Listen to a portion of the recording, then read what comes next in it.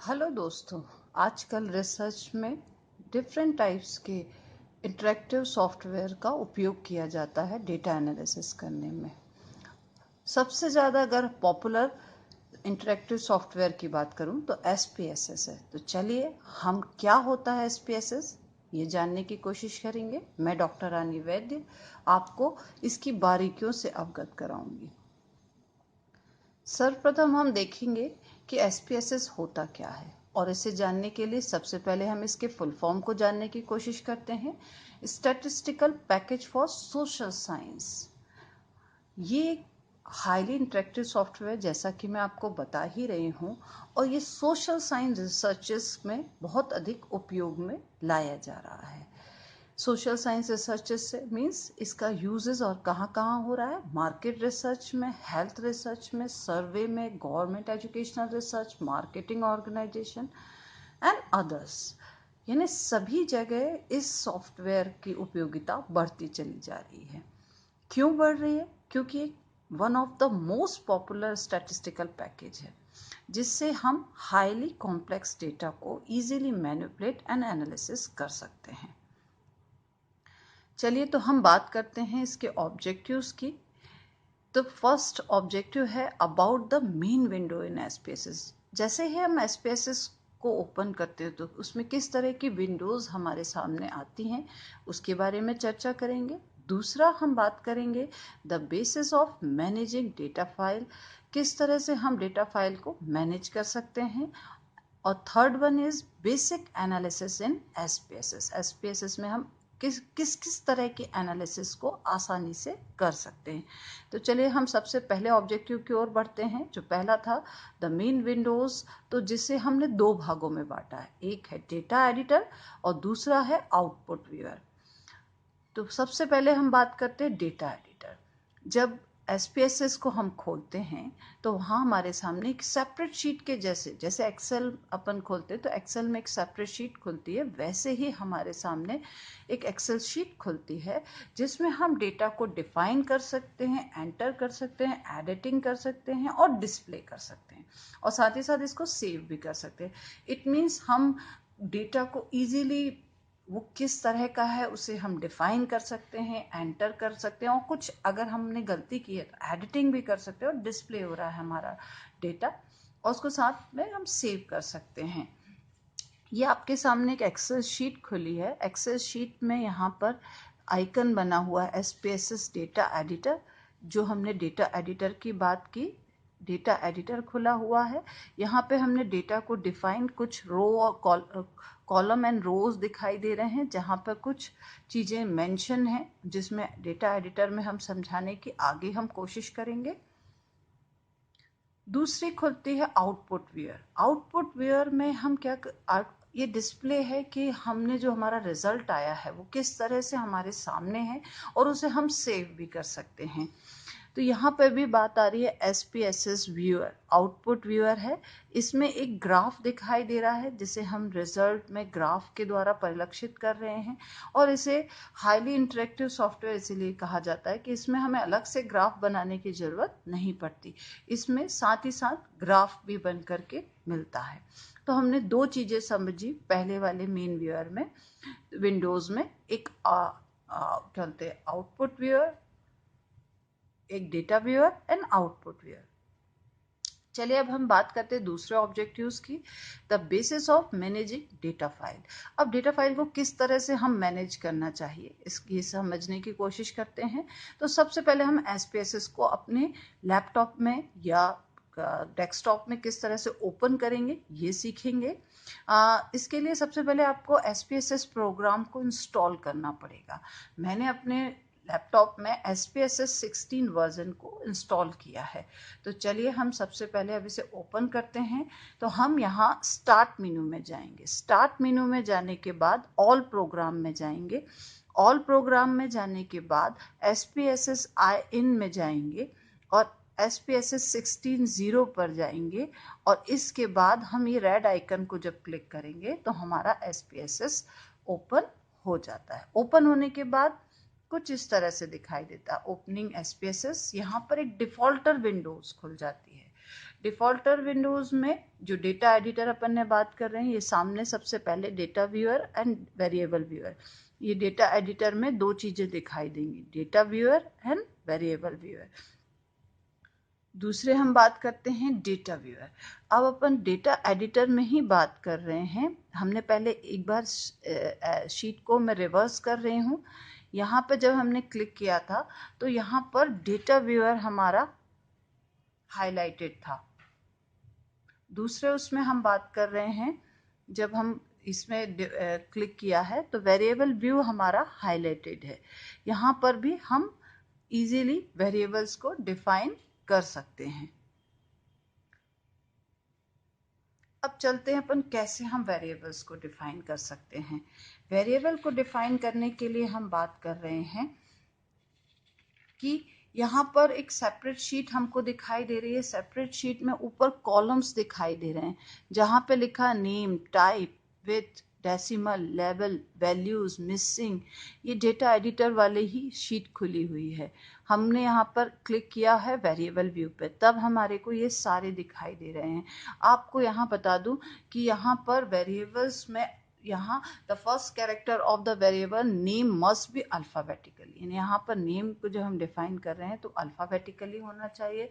Variables name must be unique होना चाहिए and have to be less than 64 characters और space not allow. ये एक मेन बात है कि जब आप नेम को डिफाइन कर रहे हैं तब उसमें स्पेस नहीं देना चाहिए, नहीं देना, वरना ये सॉफ्टवेयर उस स्पेस होने के कारण वो नेम को डिफाइन नहीं करेगा।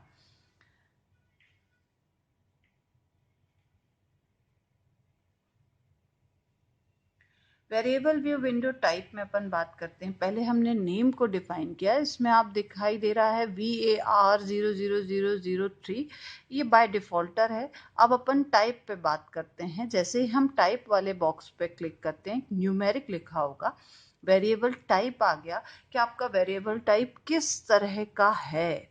कस्टम करेंसी है, डेट है, डॉट है, कॉमा है या न्यूमेरिक है, ये आपको यहाँ पर इसे डिफाइन करना पड़ेगा।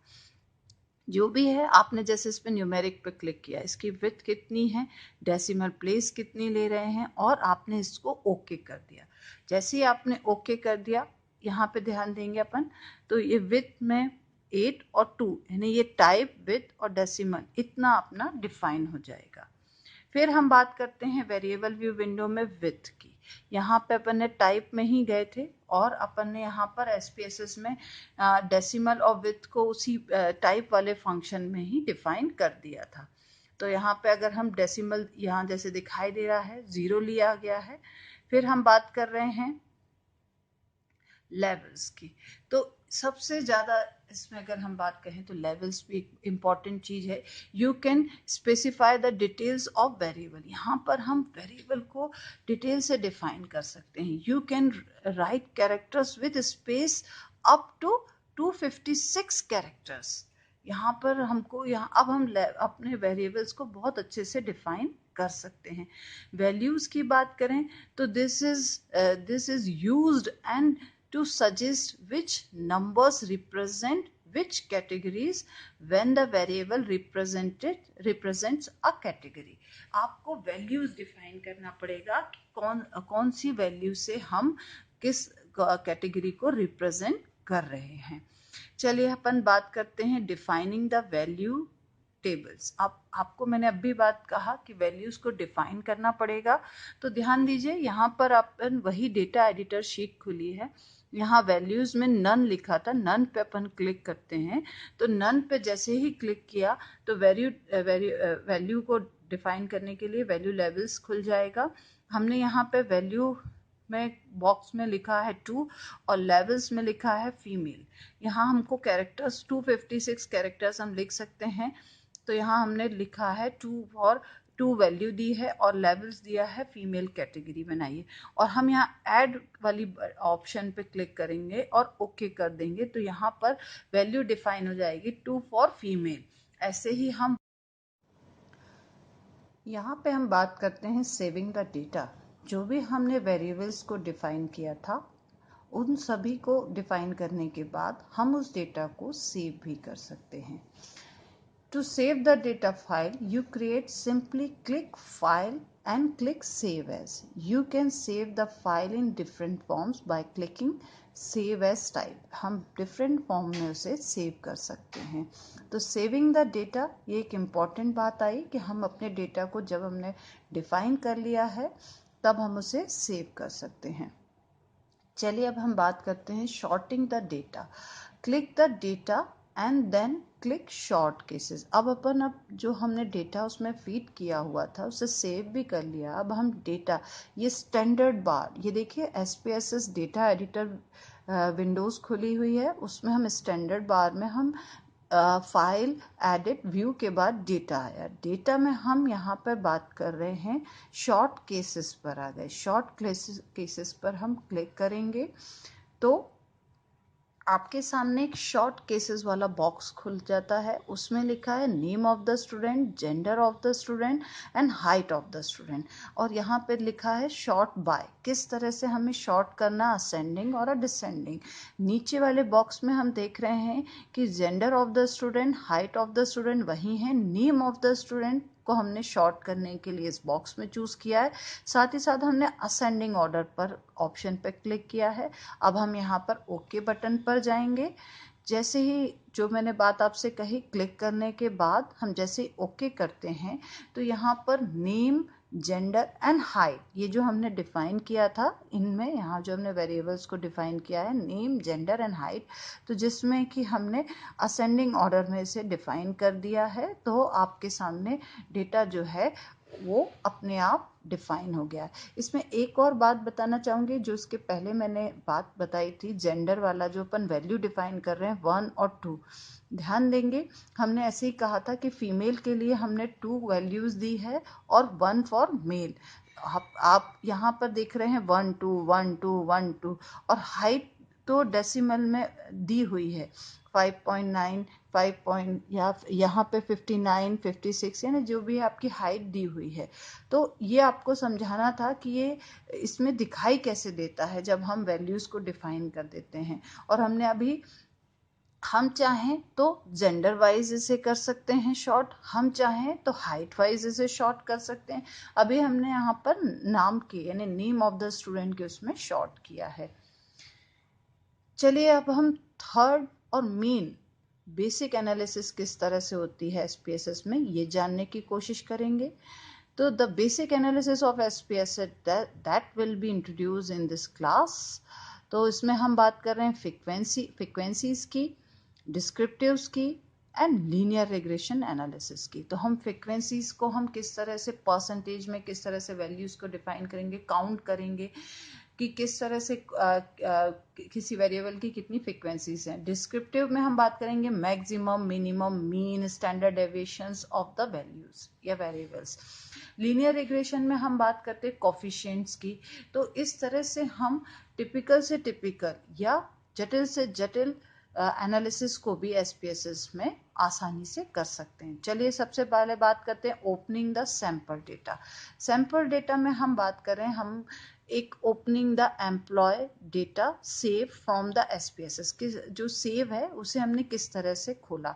गो to file and open and click the data. यहाँ पे ध्यान देंगे, फाइल में गए, ओपन पे गए, फिर डेटा में गए, और जैसे ही हमने डेटा पे क्लिक किया तो हमारे सामने आएगा, यहाँ पे देखेंगे गो टू द प्रोग्राम, जो हमने बात की थी फाइल, जो अपन ने ये ओपनिंग की बात हो गई. सैंपल में आ जाएंगे, SPSS आई इन, SPSS 16 एंड सैंपल फोल्डर आ गया. जो हमने अभी कहा ओपन द डेटा में जाते हैं तो सैंपल फोल्डर में यहाँ आएंगे. सैंपल फोल्डर में भी हम बात कर रहे हैं एम्प्लॉयज़ डेटा में आ जाते हैं. तो इस तरह से हमने जो हमारा एम्प्लॉयज़ डेटा सेव था उसे हमने खोल लिया, हमारे सामने एम्प्लॉयज़ डेटा खुल गया है.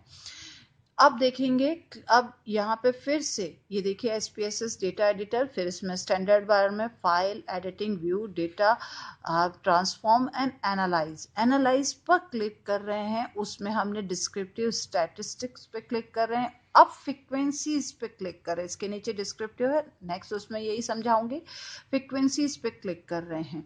तो जैसे ही हमने फ्रीक्वेंसीज पे क्लिक किया तो देखिए यहाँ पर क्या हो रहा है, फ्रीक्वेंसीज वाला एक बॉक्स खुल गया. उसमें बहुत सारे वेरिएबल्स को जो डिफाइन किया गया, उसमें से हमने जेंडर को, click the gender and put into the variable box, हमने वेरिएबल्स को इसमें डिफाइन पुट किया है। फ्रीक्वेंसीज हमें जेंडर की ही निकालना है।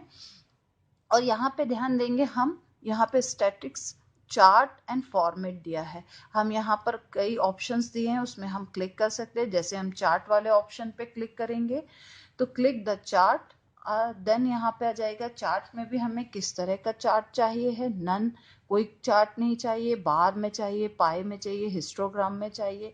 ये चार्ट टाइप हो गया, हमने जो भी हमको जिस टाइप में चार्ट चाहिए उसमें हम क्लिक करेंगे। और वैल्यूज में भी हमें क्या क्या चाहिए, फ्रिक्वेंसीज चाहिए, परसेंटेज चाहिए, जो भी आपको चाहिए उस पर हम क्लिक करेंगे। जब हम इस बॉक्स में हमको जो चाहिए वो क्लिक कर देंगे तो हम कंटिन्यू ऑप्शन पर क्लिक करेंगे। तो कंटिन्यू पर क्लिक करने के बाद फाइनली हम लास्ट में हमारा ये जो चार्ट वाला ऑप्शन था वो कंप्लीट हो गया है। और हमने यहाँ पे वेरिएबल्स को, यहाँ में जेंडर को सिलेक्ट कर लिया है। ये सारी यानी ये फ्रिक्वेंसीज निकालने के लिए वेरिएबल्स में हमने जेंडर को सिलेक्ट कर लिया, चार्ट वाले ऑप्शन पे क्लिक करके कंप्लीट कर लिया। अब हम देन ओके बटन पर क्लिक करेंगे। जैसे ही हमने ओके का ऑप्शन दबाया, आपने देखेंगे विद इन अ सेकेंड हमने, जैसे ही हमने डेटा फाइल में हमने एम्प्लॉयज़ डेटा वाला खोला, उसमें फ्रिक्वेंसीज पे गए, फ्रिक्वेंसीज में हमने डिफाइन किया हमें किस में चाहिए, और चार्ट ऑप्शन पे क्लिक करके हमने बार वाले पे क्लिक किया था, और हमने जैसे ही ओके का बटन दबाया हमारे सामने रिजल्ट आ जाता है। इतने कम समय में हमारे सामने रिजल्ट आ जाता है। रिजल्ट में आप देखेंगे कि आउटपुट व्यूअर है, हमने आपको शुरू में ही समझाया था, एक data viewer and output viewer. हमने डेटा व्यूअर में सारा डेटा भरा था और दूसरी शीट खुलती है हमारे सामने एक आउटपुट वेयर। तो आउटपुट वेयर में हमारे सामने देखिए ये जो शीट खुली है ये आउटपुट वेयर है। यहाँ पे फ्रिक्वेंसीज लिखा है, ये इसके साथ ही लिखा रहता है डेटा सेट में कहाँ पे प्रोग्राम इंस्टॉल है, किस तरह का है, कौन सी फाइल खुली है उसके अंदर, उसके बारे में डिटेल रहती है। अब स्टैटिक्स में बात करें तो जेंडर में हमने वैलिड एंड मिसिंग वैल्यूज कितनी थी उसने ये बता रहा है, टोटल n बता रहा है। साथ ही साथ जेंडर में हम बात करें तो valid female and male and total, frequencies बता रहा, परसेंटेज बता रहा, वैलिड परसेंटेज बता रहा, क्यूमुलेटेड परसेंटेज बता रहा है। और यहाँ ये बात इसी के साथ वो हमको एक ग्राफ भी दिखा रहा है, जेंडर के रूप में, जेंडर और फ्रिक्वेंसी के बीच में एक ग्राफ प्लॉट किया गया है, जिसमें समझ में आ रहा है कि मेल ज़्यादा अच्छे हैं फीमेल से, उसकी फ्रिक्वेंसीज कम है, मेल की फ्रिक्वेंसीज मेल ज़्यादा अच्छे हैं फीमेल से। फिर हम बात करते हैं इसी तरह से दूसरी डिस्क्रिप्टिव पे जाते हैं, तो फिर से क्लिक एनालाइज, फिर descriptive statistics, then click the descriptive. फिर यहाँ पे बात आते हैं click the educational level and beginning salary and put into the variable box. आपके सामने जैसे ही डिस्क्रिप्टिव वाला बॉक्स खुलता है तो उसमें अपन फिर से ये सारी चीज़ें आ जाती हैं। हम इसमें से अब दो चीज़ों को सिलेक्ट कर रहे हैं, educational level and beginner salaries. यहाँ पर हम इनको क्लिक कर रहे हैं, देन हम ऑप्शन पे भी क्लिक कर सकते हैं। ऑप्शन पे जैसे ही हम क्लिक कर रहे हैं तो वो पूछ रहा है आपको मीन भी चाहिए, सम भी चाहिए, और डिस्क्रिप्शन में standard deviation, minimum, maximum, variance, range, standard error, और फिर यहाँ पर डिस्ट्रीब्यूशन किस तरह का चाहिए है और डिस्प्ले ऑर्डर किस तरह का चाहिए, उन सब में हम क्लिक करेंगे। देन कंटिन्यू बटन ऑप्शन पे जाएंगे। जैसे ही हम कंटिन्यू ऑप्शन पे जा कर के सारा क्लिक कर दिया है, कंटिन्यू ऑप्शन पे जाएंगे तो हमारे पास डिस्क्रिप्टिव का भी रिजल्ट खुल जाएगा। इतने विद इन अ सेकेंड में हमने जैसे ही डिफाइन करते हैं डिस्क्रिप्टिव में हमें किसके बीच में चाहिए है, वेरिएबल्स को डिफाइन करने के बाद ऑप्शंस को क्लिक करने के बाद हमारे सामने आउटपुट व्यूअर खुल जाता है। जैसे कि यहाँ पे दिखाई दे रहा है डिस्क्रिप्टिव में, यहाँ पर रिजल्ट दिखाई दे रहे हैं एजुकेशनल लेवल और बिगनर सैलरी। हमने यही दोनों को सिलेक्ट किया था, उन्हीं के बीच में दिखाई दे रहा है, एन दिखाई दे रहा है, minimum, maximum, mean, standard deviation, variance और क्यूटोसिस, यानी ये सारी चीज़ों को डिस्क्रिप्टिव में हमें बारीकी से हमारे सामने दिखाई दे रहा है। अभी तक हमने फ्रीक्वेंसीज डिस्क्रिप्शन एनालिसिस की बात की थी। अब हम जानेंगे रिग्रेशन एनालिसिस किस प्रकार एसपीएसएस में हम लगा सकते हैं। तो सबसे पहले हम जाएंगे एनालाइज पर, फिर हम बात करते हैं, देखिए यहाँ पर डेटा एडिटर वाले में file, edit, view, data, transform, फिर एनालाइज। यहाँ पे हम जा रहे हैं रिग्रेशन पर, और रिग्रेशन में भी हम लीनियर रिग्रेशन की बात कर रहे हैं, तो उसमें हम लीनियर रिग्रेशन पर क्लिक कर रहे हैं। ये एम्प्लॉयज़ डेटा वाला जो हमारा डेटा एक्सेल शीट खुली हुई है, उसी में हम बात कर रहे हैं कि हम रिग्रेशन एनालिसिस निकाल रहे हैं। फिर हम बात कर रहे हैं, जैसे ही हमने रिग्रेशन एनालिसिस पर क्लिक किया तो यहाँ पर एग्जाम्पल में बात कर रहे हैं beginner salaries as a dependent and educational level as a independent variable. हमको वेरिएबल्स को डिफाइन करना पड़ेगा कि कौन सा हमारा इंडिपेंडेंट वेरिएबल है और कौन सा हमारा डिपेंडेंट वेरिएबल है। तो सबसे पहले हमने बात की यहाँ पर बिगनर्स सैलरी। यहाँ पर डिपेंडेंट लिखा है, डिपेंडेंट पे हमने, क्योंकि हमने डिफाइन कर दिया है कि बिगनर सैलरी जो है वो हमारा डिपेंडेंट वेरिएबल है, तो हम डिपेंडेंट पे इस पर क्लिक करके इस वेरिएबल को वहाँ डिफाइन करेंगे। दूसरे उसमें हमने बात की कि इंडिपेंडेंट वेरिएबल कौन सा है, ये हमारा एजुकेशनल लेवल है, उसे हम एजुकेशनल लेवल को हम इंडिपेंडेंट वेरिएबल में डिफाइन करेंगे। तो हमने केवल इन सारी चीज़ों में से दो चीज़ें जो हमारे डिपेंडेंट है और इंडिपेंडेंट वेरिएबल है उसे हमने डिफाइन किया। अगर हम प्लॉट करना चाहें तो प्लॉट भी कर सकते हैं, और बाद सीधे लास्ट में आएंगे हम ओके की बटन पर। जैसे ही हमने ओके की बटन दबाई, हमारे सामने रिजल्ट्स आ जाएंगे, रिजल्ट व्यूअर खुल जाएगा जिसमें हमारे सामने मॉडल समरी आ जाएगी। मॉडल समरी में standard error of the estimation कितनी है वो बता देंगे।